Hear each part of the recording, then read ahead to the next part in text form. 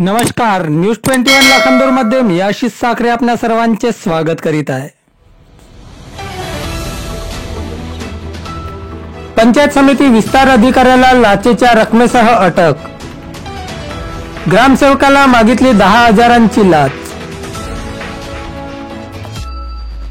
साकोली पंचायत समिती अंतर्गत येणाऱ्या किन्नी मोके ग्रामपंचायत मध्ये 2018-19 डांबरीकरणाचे काम करण्यात आले होते। यात खरेदी केलेले डांबर हे 1 लाखांचे होत असताना त्यावर 3 लाख रुपये खर्च करून अतिरिक्त रक्कम खर्च केल्याचा ठपका ऑडिट अहवालातून ग्रामसेवकावर करण्यात आला होता। ही अतिरिक्त रक्कम ग्रामसेवकाकडून वसूल न करता आणि त्याचा जिल्हा परिषदेला अहवाल न पाठवण्यासाठी प्रकरण मिटवण्यासाठी साकोली पंचायत समितीचे विस्तार अधिकारी खिलेंद्र टेंबरे यांनी ग्रामसेवकाला 10,000 रुपयांची लाच मागितली।